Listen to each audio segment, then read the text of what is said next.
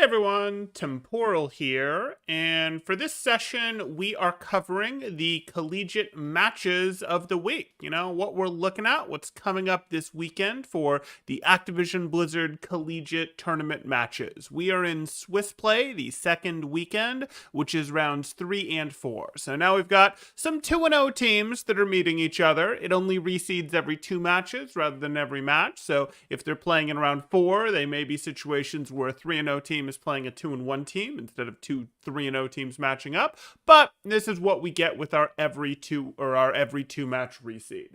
So, looking at the East Division, the first matchup that we have is Penn State versus the GMU Patriots.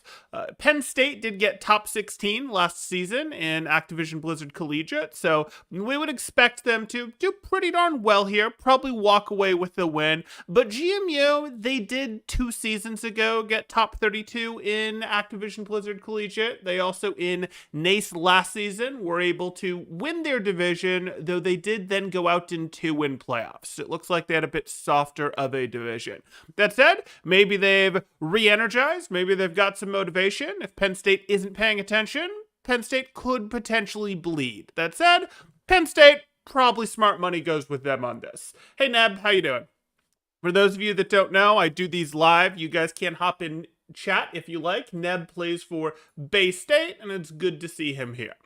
Okay, next we move on to East Division, still in round 3, so the 1 p.m. time slots, assuming these matches haven't been rescheduled, and I will list it in the post that I did, link in the description below if you want to check that out, if you want to help give that some attention so the Reddits can see it, so they can get more people into the collegiate scene. We do have Kennesaw State versus Rutgers Scarlet University here. This would be a little bit of an interesting one. As we see here, Rutgers might have been last season, they missed out. They didn't make it. We can see Rutgers last season did not make it into the top 32, did not make it into groups, but they've already taken down Rit Orange. And Rit Orange, had themselves in NACE playoffs last season. We're mixing it up with some of the weaker top 16 teams, I'll say. Could definitely mix it up with the top 32 teams. Okay, maybe not fair to say they mixed it up with the top 16, but they definitely mixed it up with the top 32 teams. Wouldn't remotely be surprised to have seen them in the top 32 last season. And that we've now seen that Rutgers took down Rit Orange. That gives us a good caliber of, hey, Rutgers, it was a bit of a stumble last season. They're looking to prove that they're going to be strong this season. Whereas Kennesaw State, they're a newcomer. We can take a look at them and go, hey, what do we think of Kennesaw State? Why should we care? Well, we wouldn't necessarily. They don't have much history for us to look at, except that we can see again by looking over at that NACE place. We can see NACE is a third party tournament there. We can see this season the only match that they've lost over there so far is against Bryant Stratton. And Bryant Stratton and ABC unfortunately imploded. They're having some roster issues. They double forfeited last weekend. Not great, but before that, they were a team that probably would have hung out at the top 16 level in collegiate. They didn't actually compete in ABC last season, but they competed in NACE, other tournaments. They about established that that's the level that they were at. And Kennesaw State took a very close 3-2 loss to them. So a loss, hey, a loss is not a win. We don't care if someone lost a map but still won the match. We don't really knock them for that in most of our considerations. But if you can go that close with what's probably a top 16 level team, at least before they imploded, you're probably in a situation, assuming it was their starters anyways, where this should be a pretty good match. These guys should be someone that can play, that should be at that top 32 levels. Rutgers missed top 32, but that was sort of a surprise last season. They've been grinding it hard, and that's been obvious to people who have been paying attention to what they're doing. This should be a good one. Then we move on to our third match. This is officially a round 3 match, but it's actually been rescheduled for 8 p.m. tonight. That is Friday, as I am broadcasting this. The rest of these will take place at either 1 p.m. or 2 p.m. on Saturday, depending on the division they're in. Western Division 1's 1 or 2 p.m. Pacific. Eastern Division 1's 1 or 2 p.m. Eastern. So you can watch multiple of them. But teams do have the option to reschedule. I know these two teams have rescheduled. I know Northeastern will be doing a broadcast broadcast of this match, and I expect Lords likely will as well, because they're generally pretty good about broadcasting their matches. So this is a big one. These guys, Northeastern was top 16 last season. Lords was top 32 or top 24 if you want to look at it that way last season. This should be a nice matchup. Lords has upgraded their roster a little bit. They're looking pretty darn solid. Northeastern, of course, still wants to continue to drive through here. And, a little bit of insider information. These two were scrim partners last season. And they actually had a head-to-head as well. And they were scrim partners. They had to head-to-head. Northeastern won it. Is Lords ready to flip that, to come back and go, hey, we were just as good as you in scrims. We can take it and go, we're going to take you down this season and get that revenge? Maybe. This I expect to be a good one. This is one I would want to watch. It is probably one of the two matches I'm most excited about, which is probably good because I coach Northeastern. Okay. Next, we move on to the 2 p.m. time slot, and these are two teams that we've already talked about. They both had interesting round 3 matchups, and now they get an interesting round 4 matchup. Penn State, they're going to have their matchup against Rutgers here. We talked about both these teams already. I don't have too much to add to this because we know where they both stand. We already talked about, hey, Penn State's going to have to beat GMU, which I do expect them to do, but they've got to pay attention. Rutgers has a matchup against Kennesaw, and then they get to play against each other. Who knows how that goes? Got to give the nod to Penn State with their top 16 finish last season, but ultimately, Rutgers looks hungry. Rutgers looks like they want to prove something this season, so we will see. Then we move on to another one. We're seeing Kennesaw again here, and it is against UF Orange. Nothing too wild to say. UF Orange is coming off of their win last week. If we look at last week, we do know that UF Florida did take down Massachusetts. I do expect Kennesaw to be more difficult than Massachusetts was, UMass, but ultimately, this is the matchup. This is a solid one. We'll see how it goes. Probably comes down in UF Orange's favor, but would certainly be a statement if Kennesaw could come out and win this one. They already had a matchup that they lost against about a top 16 equivalent in Bryant Stratton. Now they're up against a real top 16. Can they go, no, this is a different one. Maybe this is a little softer one. Maybe they could take this one. If it was 3-2 against Bryant Stratton, maybe UF Orange is a little bit softer. And that would be quite the feather in their cap.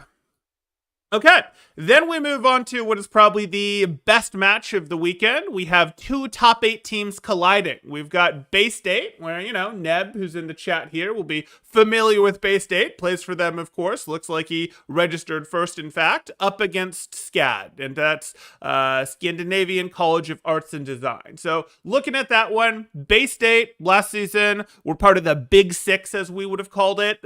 Everyone sort of expected ISU or the Redbirds, the team that then promoted 4 Owl players, to win it. They didn't actually, but everyone expected that. But outside of that, we had 5 more schools that could mix it up, that were sort of in the running for second place. And Bay State was one of those schools. Between Redbirds and these 5, we consider those the Big Six. SCAD was the real dark horse. They weren't going to be able to take down the Redbirds, and they did go out in round of 8 to the Redbirds, but they were the team that could potentially threaten in there, that looked like, hey, they have it enough together that if things go right, if they find someone on a day when they're looking a little soft, or if they're having a day when they're looking good, they could win this. They could prove that they actually belong in that 6, that it should be 7. They were sort of the true dark horse. Now, again, they went out in the round of 8 last season. Bay State looks a little better this season. I'd give the nod to Bay State here. That's how I would expect this to go. But if Bay State comes out looking sluggish, or SCAD has a good day and is really on it, this could go the other way. The top 8 are pretty tight this season. This looks to be a really good season of Overwatch at the top, where, hey, the top 8 don't have a clear, decisive champion at this point.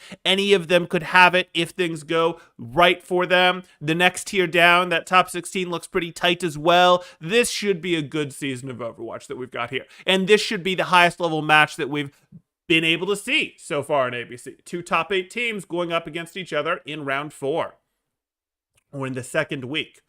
So then we move on to the West. And I haven't selected as many West matches just because there weren't as many interesting West matches here. What I'm looking for when I'm selecting these matches really is I want it to be between top teams, at least GM level teams, but preferably better than just flat GM level. For those that aren't aware, there's probably about Collegiate probably has 200 to 300 teams depending on the season that'll participate in this major Activision Blizzard Collegiate League. And I'd say about maybe 50 of those, maybe 60 of those are GM level. Really, the threshold we're mostly looking at is that top 32 or reasonable challenges into that top 32. So, we're looking for that sort of thing. And then we're looking for matches that are closely balanced. If we have, for example, ISU up against Boston, which was something I put up there last week, is less interesting than a match that's going to be a little closer. Even though, yes, those are both top, those are both GM teams. Boston is kind of a, flatter team, whereas ISU is one of the top 8 teams here. Here, this is a little better than what we got last week. It wasn't Boston. It was, it was Boston, but it wasn't ISU. It was Northwood that Boston was up against. Now we see ISU. They were expected to be last season's champions. They are the Redbirds. You guys may be familiar with them from contenders in the past. This is not the same Redbirds roster. As you can see, they've still got Coach Wheats over there, but they have graduated 4 of those players onto Overwatch League. We can still see React from last season there. We can still see Iron from last season there. They've still got some players from last season, but they did promote a lot of those players there. So they've retooled. They're still a good top 8 level roster, would be one of the potential champions of this season, but they are not the power that they were last season. So why are they on here? Well, this is here because CU Boulder, they're coming off of a revenge win against UCLA. They went out in groups to UCLA last season. This season, last weekend, they took down UCLA. So, hey, good for them. They got that win. That's not going to put them in a real challenge, in a real position to challenge Redbirds. They're not going to be taking down even this weakened Redbirds. But they're probably good enough to make this new Redbirds field their starters, put people on the right heroes, or at least in the right roles, that sort of thing. So if you want to get a feel for what this new Redbird roster looks like with these new players, CU Boulder should put up enough resistance to show you, hey, this is what the new team looks like. Cool. The meta decides who's champion this season, in my opinion. Very well could be. Very well could be. But the real question will be, will we, going into groups or going into playoffs, get a new patch that massively changes the game? In true Overwatch fashion? Swiss play, picking what the top teams are, ended up having nothing to do with it because now it's a completely different game. We'll see. We'll see. Next, we move on to our second match, and we have UCSC versus Grandview Vikings. And this is an interesting one because we don't know enough about either of these teams. And that might seem like a funny thing to say. UC Santa Cruz was a top 16 team last season. How can we possibly not know enough about UC Santa Cruz? Well, UC Santa Cruz is using a different team than last season. Like, we recognize some of these players. EMF, don't get me wrong. Otters, Zebra, we recognize some of these players, but 3 of the players that were starters, that were regular players that you'd see, Snozzler in particular comes to mind, haven't made their way onto this roster. Now, they're still scrimming at a pretty high level. You'll still see them putting out advertisements for 4-4 scrims, so that's good. That would suggest that there hasn't been much fall-off, but when you lose some of your better players, when you lose people who were starters, there's going to be concerns. If you didn't lose them in a way that was clearly we went and poached or we went and recruited people who we think are even better, there's going to be some concern of what does your team look like now. And we don't really know yet.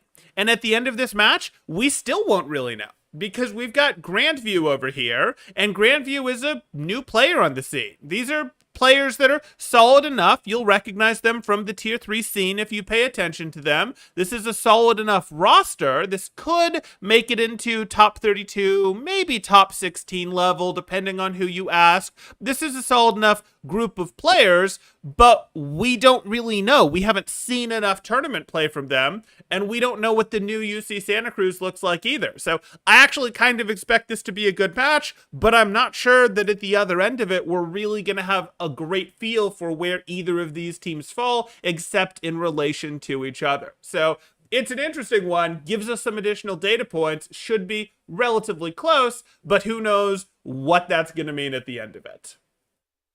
Okay.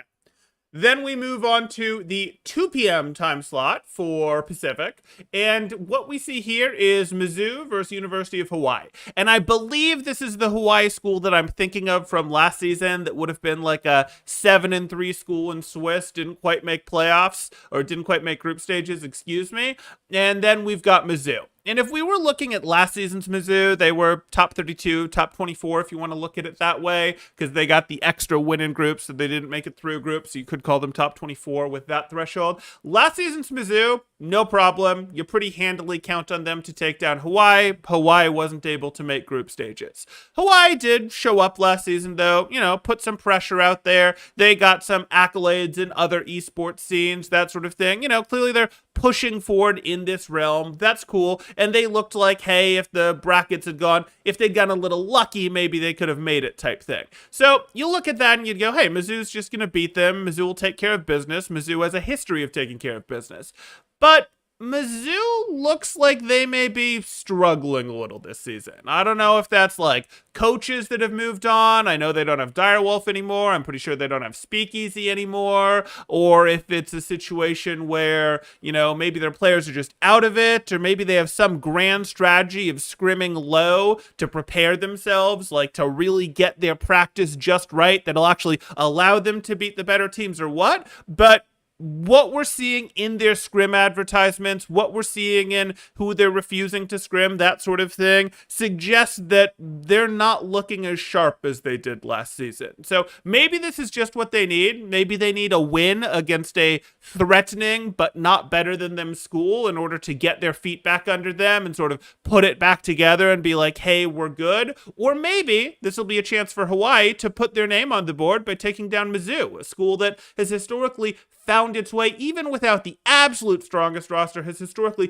found its way to be threatening, to make it into top 32, to consistently show up in some of the later rounds of these tournaments. Okay. And then next we move on to UC Santa Cruz versus University of Texas Dallas. Well, University of Texas Dallas is more of a known factor. They're a top 8 school. They're solid. They may or may not be in the running to, really be in those like top 5. Looks like they're probably just on the outside here of those top 5, but they're definitely in the top 8, and any of the top 8 really could win it if things go right this season for them. So that'll be interesting to see, and they'll be up against UC Santa Cruz as well. So UC Santa Cruz gets 2 interesting matches. We're going to get, at the end of this weekend, a better feel for where this team sits, how good they are, that sort of thing. I think it is very unlikely that UC Santa Cruz can take down University of Texas Dallas. Maybe last season's UC Santa Cruz on a particularly good day, or if University of Texas Dallas came out really flat with like players half asleep or something like that, they could do it. But I think it would be tough. That said, we should have a good feel at the end of this for, hey, maybe UC Santa Cruz really hasn't lost a step and is still gonna be right there, taking them to the end of maps, maybe even taking a map, that sort of thing. Or maybe they're not. We're really gonna have to go in there and get a feel for it. But those are the matches. I've got them here. If you guys want to figure out, hey, are these matches gonna be broadcast? Where can you see them? That sort of thing. These teams don't always have large audiences, so they don't always broadcast their matches.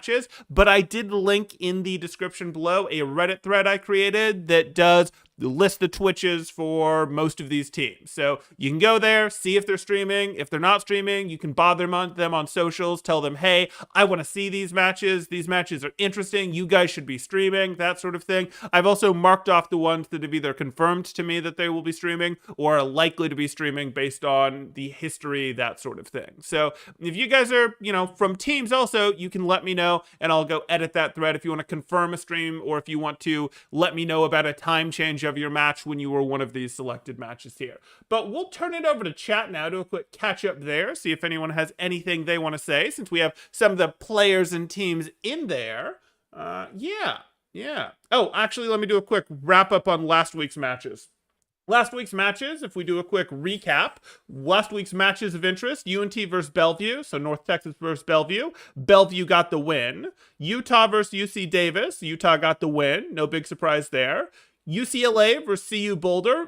Boulder did manage to get that win, which again was a revenge win from them from group stages from last season. UC Riverside did go down to Maryville, which doesn't really surprise anyone. And University of Texas Dallas did fall to University of Texas Dallas did beat University of Washington. Almost misspoke there. That would have been bad. UTD got the win against UW. OU Crimson fell to UCLA, so UCLA didn't get washed out by losing to CU Boulder there. They still have their fangs. Rutgers beat Red Orange, as we covered earlier, and Florida beat University of Massachusetts. Northwood picks up a relatively easy win over Boston, as was expected. And then a little bit more surprising was OTSU, Ontario Tech Student Union, that is, beat Waterloo. And Waterloo actually lost twice. So Waterloo, if memory serves, did make top 32 last season.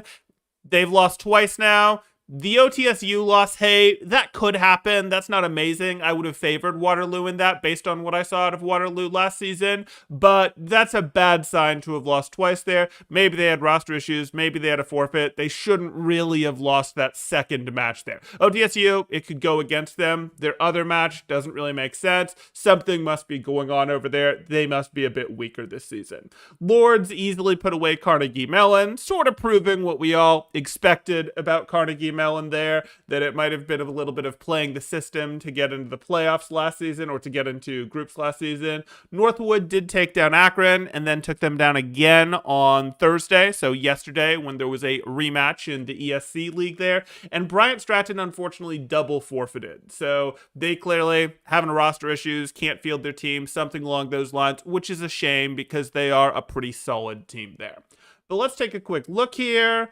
Neb says the meta decides who's champion this season, in my opinion, and I think that's a reasonable take. Like, it'll really be a who wants it more, how does the meta shift? Like, these teams are close at the top 8 level. Adam says, where's your science to save you now? Why do I need science to save me? So who wins? Okay. Who's Heisman and who will make it to the end of the season to the BCS Over Bowl?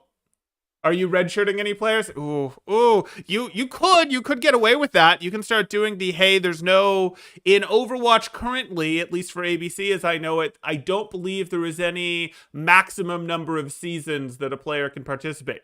So you could have them playing all through undergraduate and then throw them into grad school and have them compete through their graduate semesters as well. Now, maybe as things move on, that'll get cleaned up and there'll be a maximum number of seasons that a player can participate in.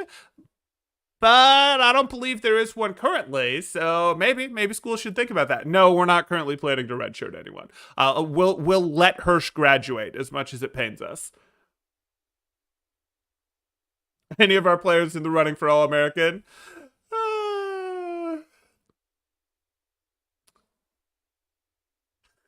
Do you have any students on your roster as ATH, athlete, that you fill in on multiple positions? I mean, we have players like Northeastern runs an 8-man roster, and both of the people who you might go aren't our normal starters are definitely ones that go, hey, they're not just backing up one position. We will have QG Hop, for example, is perfectly capable of playing support or DPS for us. Scoop is perfectly capable of playing support or tank roles for us. Like, yeah, we have athletes that play multiple positions. Do we play in weaker conferences or like the Big Ten? So actually the way that works, Adam, is Overwatch does have multiple conferences that go on. The most prestigious of the conferences that we would be looking at would be this ABC, Activision Blizzard Collegiate League. That would be the most prestigious, biggest one. So we could put ABC at the top here. I would probably then put as the biggest third-party leagues, NACE or the most prestigious third-party leagues at this point, NACE and NECC. That's probably where I'd go next. And then you get into other leagues like ESC, a couple others like that, tournaments, things like that down here. So I'd probably look at it like this. And yeah, lots of these schools participated in multiple leagues. If we look at Northwood, for example, Northwood was able to win this one, and I joked that they were the Triple Crown winner last season. Bay State, if memory serves, got 3rd/4th in this one, 2nd in this one, and 2nd in this one last season. So, like, there's absolutely schools that participated in multiple. Northeastern, who, again, I coach for, played in this one and played in this one last season is playing in this one and this one this season. So yeah, there's absolutely multiple conferences. So is ABC a nickname for the SEC? ABC is actually just what we call Activision Blizzard Collegiate, because they name their things like, oh, they just named their things funny things. Like they named it Homecoming last season, but like we look at Homecoming last season and we don't really consider that any different than what they have this season, which they're just calling Overwatch Collegiate Championship Series. And that helps, but like Overwatch Collegiate Championship Series doesn't tell the world, it's not good enough shorthand for this is the Blizzard one, so we tend to call it ABC. Alabama and LSU are always top tier. Alabama's okay in the Overwatch world, but they're not top tier. And yeah. So we'll see.